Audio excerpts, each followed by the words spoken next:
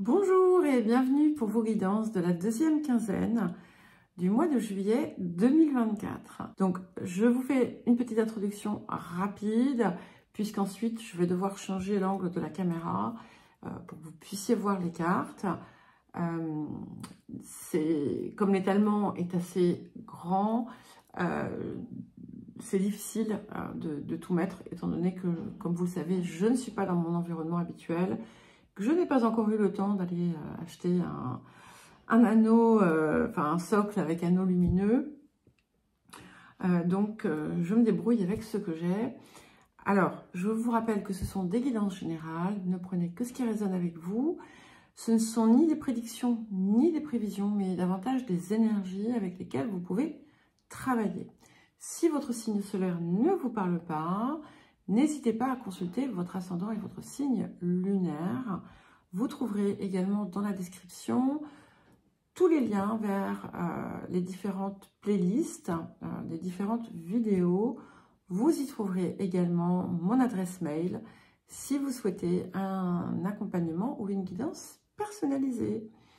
Et je vous dis à tout de suite.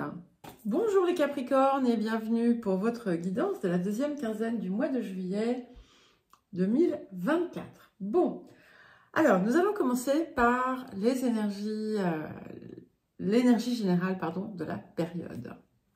Ok, super, on commence très bien avec la carte 49. Donc c'est Jupiter qui revient à sa position natale, ou sa position. Et c'est une carte ici qui vous apporte de la chance, de la récolte, des bienfaits. C'est les fruits de vos efforts que vous allez récolter, mais aussi il y a bien entendu un facteur chance qui est conséquent. C'est une période d'abondance dans tous les domaines. C'est extrêmement positif pour vous et c'est aussi une indication de joie. Cette carte est associée... il y a un parallèle avec cette carte, il y a la carte du chariot dans le tarot. Donc, il confirme bien cette idée aussi de victoire et de dépassement de certaines situations, de certaines difficultés, avec un regard, une ouverture sur le monde, en fait, qui vient aussi vous récompenser. Alors, le point de travail, de guérison, de transformation de la période. Ok, nous avons la carte des attentes. Donc ici, il va vraiment falloir travailler sur quelque chose qui vous fait, qui vous rend en quelque sorte exigeant, que ce soit vis-à-vis de vous-même ou des autres. C'est aussi une forme que vous donnez à ce que vous désirez et qui vous restreint d'une certaine façon et qui vous empêche, qui peut vous empêcher de saisir d'autres opportunités, de vous ouvrir à d'autres choses et de mettre en fait un cadre extrêmement rigide à ce que vous voulez. Alors que en sortant de certaines contraintes qui ne viennent pas de vous en réalité, eh bien, vous allez pouvoir créer davantage d'abondance et de satisfaction et de joie pour vous dans votre vie. Et voilà, donc le côté aussi où ce n'est jamais assez, il pourrait être intéressant pour vous de le relâcher un petit peu pour mettre plus de fantaisie aussi. Alors, le rapport à l'abondance. Eh bien, écoutez, ça tombe bien, puisque nous avons la carte état d'esprit d'abondance. Et cette carte ici, elle est intéressante parce que elle fait un petit peu, d'une certaine façon, un pont entre les deux situations. Ce côté où en fait on est dans une attente, dans une expectative très précise et comme quelque chose que l'on n'a pas. Hein, puisque, vous voyez, il faut toujours grimper cet escalier tout en haut pour aller chercher ce que l'on désire. Et la carte de l'état d'esprit d'abondance vous invite à ne plus percevoir ce que vous désirez, l'abondance aussi que vous désirez comme quelque chose qui est à atteindre, hein, puisque si vous faites cela, vous vous positionnez dans un état de manque. Et si vous regardez un petit peu, si vous prenez le temps de regarder cela, vous allez comprendre que, quelles que soient les circonstances, eh bien, il y a toujours quelque chose à attendre. Et rien n'est jamais suffisant. Alors que, et donc on manque toujours. Alors que si vous parvenez à cultiver un état d'esprit d'abondance, de satisfaction dans ce que vous avez, dans ce que vous êtes, eh bien, c'est ça, c'est cette énergie-là que vous allez faire venir à vous et tout ce qui peut en découler.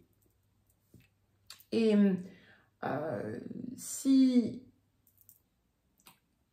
vous arrivez déjà à, si vous attendez par exemple un résultat positif sur quelque chose, si vous vous imprégnez de cette énergie, eh bien, il y a beaucoup plus de chances que vous obteniez ce résultat positif que si vous êtes dans le doute, si vous n'arrivez pas, si vous vous dites, bon, ben, je serai heureux, heureuse quand j'aurai ceci, quand j'aurai cela, quand il y aura ceci, quand il y aura cela, eh bien, vous allez toujours trouver une condition à ce bonheur.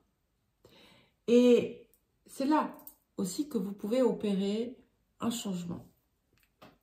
Alors, les énergies actives, avant de passer au petit message du vieil indien, qui sera notre conclusion. Ah oui, vous ne le voyez pas là, il était caché.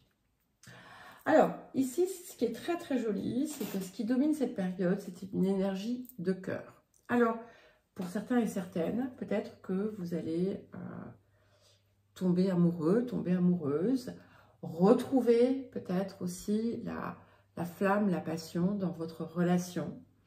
Ça peut être aussi voilà, quelque chose qui vous enflamme, qui vous fait vibrer votre cœur dans une activité, dans une situation, peu importe. Il y a de multiples façons hein, d'aller chercher cette énergie de cœur et ce qui est très joli, c'est qu'elle est là. Et c'est comme si vous étiez cette vibration d'amour, comme si, en fait, elle allait colorer la période qui vient. Il y a effectivement la possibilité d'une forte émotion, plutôt positive au regard de ce que l'on a, mais il y a comme un tiraillement, en fait. Et c'est intéressant parce que les deux versants hein, sont présents aussi dans cette première partie de guidance. Et là, en fait, on voit que on a d'un côté le cœur qui demande à s'exprimer, à vibrer, et de l'autre côté, le petit diable, hein, je vous le montre quand même. Donc, on a l'association, c'est les deux petits diablotins, il y en a deux, en fait, vous voyez, qui vient parfois vous souffler à l'oreille de faire des choses qui ne sont pas forcément très, très, très bien pour vous, pour les autres, qui vient voilà, vous donner des pensées qui, quelque part, sont négatives, qui vont contre vous. On vous invite aussi à ne pas, en fait, vous mêler de choses qui, éventuellement, ne vous regardent pas, de ne pas prendre part à des conflits, à des drames inutiles. Et de ne pas non plus jeter la pierre à ceux ou celles qui, à un moment donné ou à un autre, pourraient être un soutien pour vous. Voilà, mais c'est pas forcément, comment dire, tout ce que je viens de citer. Hein. C'est vraiment plutôt ce qu'il faut regarder, c'est ça, c'est ce côté où vous avez, il y a une balance entre les deux et on vous invite à faire du cœur l'énergie centrale. Ce que l'on voit aussi et qui est quand même extrêmement important, c'est que c'est une période de rayonnement et en fait où tout vous réussit. Hein. On a le soleil qui est central, je vous le montre encore. Normalement, je ne montre pas. Ah, il va falloir que je rescotche ici un petit peu ces pauvres petites cartes. Vous voyez, vous avez l'association du soleil qui vous parle de prospérité, de chance, de réussite, de bonheur. Tout est là pour vous sourire. Donc, accueillez-le. Soyez dans cette énergie-là. N'allez pas chercher la petite bête lorsque ce n'est pas nécessaire. Alors, ensuite, bon, il y a... Donc ça, c'est quelque chose qui est central, d'accord? Vous êtes dans une énergie très positive, dans un temps de récolte. Et, évidemment, ce qui pourrait venir, on va dire, faire tâche, d'une certaine façon, ce sont des choses du passé. Alors, aussi bien des situations que des personnes, que des comportements, que des schémas aussi, peut-être que vous pourriez adopter. Il y a une situation passée, une situation ancienne qui a pu aboutir à une rupture, une fin de quelque chose. Et c'est quelque chose qui n'est pas encore tout à fait réglé en vous dans le cycle. C'est-à-dire que vous avez la possibilité, en fait, de changer ça. Mais, bien entendu, ça va impliquer un changement d'état d'esprit de votre part. Et ce que l'on vous dit, c'est qu'en fait, quelque part, vous êtes votre pire ennemi. Et tant que vous ne chassez pas, entre guillemets, ce point noir que vous avez en vous, qui va être différent selon chacun et chacune, vous risquez, en fait, de vous retrouver face à quelque chose que vous avez déjà vécu, même si c'est de façon différente, pour justement apprendre à l'aborder différemment. Alors, il y a des nouvelles aussi qui viennent, quelque chose que vous attendiez peut-être depuis longtemps, qui va vous apporter satisfaction. Ça peut être aussi des contacts avec quelqu'un dont vous avez été éloigné. Et ce qui est important aussi ici de voir, c'est que tout ce que vous faites, eh bien, vous le réussissez. On a vraiment l'idée d'accomplissement personnel, de réussite, de récolte, encore une fois, qui revient. Et si vous attendiez quelque chose sur une question financière, eh bien, vous devriez avoir une réponse positive. Alors, pour terminer, eh bien, nous allons lire le message du vieil indien. C'est le même que les Sagittaires.